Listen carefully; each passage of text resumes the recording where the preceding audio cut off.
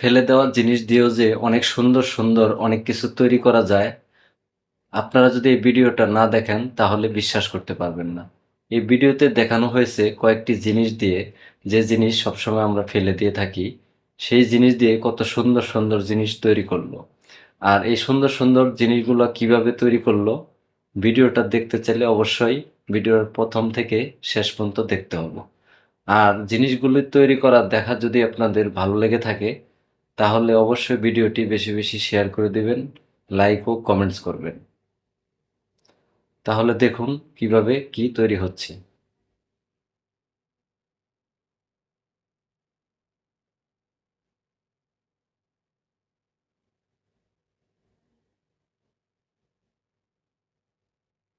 অসাধারণ আইডিয়া।